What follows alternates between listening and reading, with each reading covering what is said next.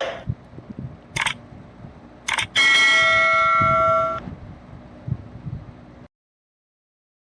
साथियों नमस्कार, प्रिय विद्यार्थियों नमस्कार। आज जो कक्षा 12 हिंदी साहित्य का अर्धवार्षिक पेपर हुआ, उसमें जिला समान परीक्षा फलोदी का जो प्रश्न पत्र है उसके महत्वपूर्ण प्रश्न और अधिकतर हम कहें कि छोटे जो प्रश्न हैं उनके उत्तर यहाँ पे मैं आपको बताऊंगा ताकि आप पेपर से उनका मिलान कर सकें। तो इसमें खंड ए था जिसमें पूछा गया था अपठित काव्यांश, और अपठित काव्यांश से कुछ उत्तर देने थे, जिसमें आप देख रहे हैं कि यह अपठित काव्यांश दिया था और उसमें एक तरीके से भारत के लोगों की वीरता का बखान किया था। तो इसमें किस किस प्रकार के प्रश्न पूछे हैं मैं आपको बता दूं। एक एक नंबर के 4 प्रश्न हैं। इसमें पहला प्रश्न है, हम ही पहले जागे हैं। पंक्ति में हम ही का अर्थ क्या है? तो यहाँ पर हम ही का अर्थ है भारत के लोग। दूसरा है, शत्रु हमारे त्यागे हैं। पंक्ति में भारतीयों के किस गुण का उल्लेख हुआ है? तो इसमें वीरता का उल्लेख हुआ है। ऊपर काव्यांश को देखने पर यहाँ पर पंक्ति में बीच में भय आता है, तो भय शब्द से आप कंफ्यूज न हो। यहाँ पे सही उत्तर इसमें है वो आपके है वीरता। इसके बाद जो गय था इसमें पूछा, शत्रु हमारे कहाँ नहीं भय से भागे। पंक्ति में अलंकार कौन सा है? तो यहाँ पर भय से भागे भयवर्ण की आवृत्ति है, अतः यहाँ पर अनुप्रास अलंकार है। और प्रस्तुत काव्यांश में काव्य गुण कौन सा है? तो सीधा साधारण अर्थ है, तो इसमें प्रसाद गुण भी है, लेकिन यहाँ इसमें ओज गुण भी है। ओज गुण का प्रयोग हुआ है क्योंकि इसमें वीरता का भाव आया है। तो इसमें सबसे पहले आप यदि उत्तर करें तो इसमें आप ओज गुण करें। इसके बाद दूसरा था अपठित गद्यांश, और गद्यांश है वो साहित्य के बारे में दिया था। तो इसका शीर्षक तो यही होता है, साहित्य जीवन का आधार है। साहित्य का जीवन से क्या संबंध है? प्रश्न क्या थे वो बता देता हूँ।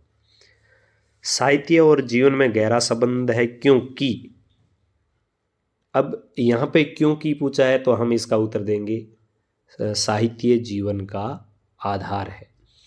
मनुष्य किसकी खोज में जीवन भर लगा रहता है? तो मनुष्य आनंद की खोज में जीवन भर लगा रहता है। और साहित्य के आनंद का आधार क्या है? तो साहित्य के आनंद का आधार है सुंदर और सत्य को पाना। और इसके बाद जो प्रश्न इसका घ था उसमें पूछा गया था कि परिमित का अर्थ क्या है? परिमित का अर्थ होता है सीमित। परिमित मतलब सीमित। सूरदास की झोंपड़ी में आग किसने लगाई? तो ये भैरव ने लगाई थी। देवसेना का गीत जयशंकर प्रसाद के किस नाटक से लिया गया है? तो देवसेना का गीत है वो लिया गया है स्कंदगुप्त से। और कार्नेलिया का गीत था वो था चंद्रगुप्त से।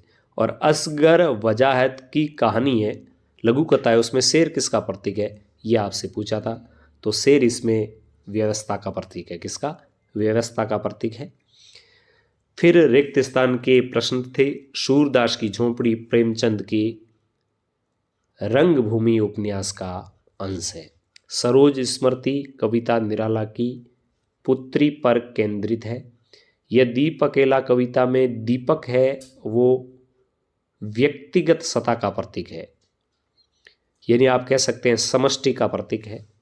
तुलसीदास का रामचरितमानस हिंदी का सर्वश्रेष्ठ महाकाव्य है। समाचार लेखन में 6 ककारों का ध्यान रखना जरूरी है। नाटक के 3 अंक होते हैं नाटक में। और एक प्रश्न पूछा था, आचार्य शुक्ल की कीर्ति का अक्षय स्रोत। तो अक्षय स्रोत है उनके द्वारा लिखा हुआ हिंदी साहित्य का इतिहास। उनके द्वारा लिखा हुआ हिंदी साहित्य का इतिहास। हिंदी साहित्य का इतिहास। प्रेमचंद का मूल नाम तो धनपत राय था। हाँ, तोड़ो कविता है उसमें पत्थर और चट्टान किसके हैं? तो पत्थर और चट्टान है वो ऊब, खीज और निराशा है उसके प्रतीक है। इसके बाद समाचार लेखन में किस शैली का प्रयोग किया जाता है? तो इसमें उल्टा पिरामिड शैली है उसका प्रयोग किया जाता है। उल्टा पिरामिड शैली, तो उल्टा पिरामिड शैली लिखेंगे आप। नाटक का सबसे जरूरी और सशक्त माध्यम है वो है संवाद। अब बिस्कोर की माटी, इस पाठ के लेखक का नाम आपको लिखना था। बिस्कोर की माटी में जो विभिन्न प्रकार के फलों के नाम आए हैं, जीवों के नाम आए हैं, सांपों के नाम आए हैं, और नागपति अपना संदेश किसके माध्यम से भेजती है, तो भौरे और काग के माध्यम से। काव्य गुण 3 प्रकार के होते हैं, ओज, माधुर्य और प्रसाद। अलंकार का शाब्दिक अर्थ आभूषण होता है, और विशेष क्षेत्र के लिए जो लेखन लिखा जाता है उसे अपन कहते हैं विशेष लेखन, जिसकी विशेष शब्दावली होती है, विशेष तरीका होता है। तो विशेष लेखन किसी एक क्षेत्र विशेष के बारे में। काव्य दोष, काव्य में अपकर्ष करने वाले, काव्य के रसास्वाद में बाधा डालने वाले, तो उनको काव्य दोष कहते हैं। जिस काव्य का अर्थ समझने में हमें कोई कठिनाई हो, सीधा सपाट अर्थ हो, तो प्रसाद गुण होता है। निश्चित यति, गति, लय, मात्रा आदि के कर्म से व्यवस्थित सुव्यवस्थित रचना है वो छंद है। और इसी प्रकार फीचर है या अनुप्रास अलंकार की परिभाषा है। उल्टा पिरामिड शैली क्या है, इंटरनेट की क्या उपयोगिता है, ये इस प्रकार के प्रश्न हैं तो आप इनको भी कर सकते हैं। यह जयशंकर प्रसाद का जो पाठ है, यह सरोज स्मृति है, यह जैसे अज्ञेय का पाठ है, यह केदारनाथ सिंह की वसंत कविता है, तो ये आप कर सकते हैं। अब इनमें मैं आपको 34वां प्रश्न है, बड़े बड़े पीराए पत्ते, तो यहाँ पे अनुप्रास अलंकार है पीराए पत्ते, और यहाँ पे यदि बड़े बड़े हैं तो यहाँ पुनरुक्ति प्रकाश है, और इसमें मानवीकरण अलंकार है। बिस्कोर की माटी है, ये भी प्रश्न पूछ लिया है। गुलेरी का जो निबंध है बालक बच गया, या प्रेमचंद का साहित्य परिचय, तुलसीदास का साहित्य परिचय।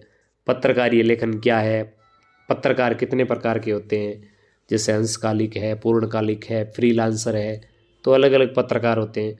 संविद्या क्या है, संदेश ले जाने वाला, जो समाचार ले जाने वाला है, उसकी क्या विशेषताएं हैं। फिर जो हजारी प्रसाद द्विवेदी का पाठ है उसमें से ये सप्रसंग व्याख्या पूछी है, तो सप्रसंग व्याख्या आप तो ये करें, या आधुनिक भारत के नए शरणार्थी किसको का है जो पाठ है, उस पाठ में से आप इनको भी, निर्मल वर्मा का जो पाठ है जहाँ कोई वापसी नहीं, उसमें से कर सकते हैं। और जो पद्यांश पूछा था, या तो तुलसीदास के जो ये पद है इसमें से आप जननी निर्गत बांधनु या ये कर सकते हैं, या जयशंकर प्रसाद का जो पाठ है ये कर सकते हैं। इसके बाद एक निबंध पूछा था, तो निबंध आप कोई भी इन चारों में से कोई एक कर सकते हैं, जबकि आपको शब्द सीमा थी वो थी इसकी 250 शब्द, यानी लगभग आप माने 2 पृष्ठ काफ़ी होते हैं। तो साथियों, ये इस प्रकार जो प्रश्न पत्र है इसका हल था। उम्मीद करता हूँ कि इस वीडियो को देखने के बाद भी आप अपने प्रश्नों का, पेपर का मिलान ठीक ढंग से कर लेंगे। धन्यवाद।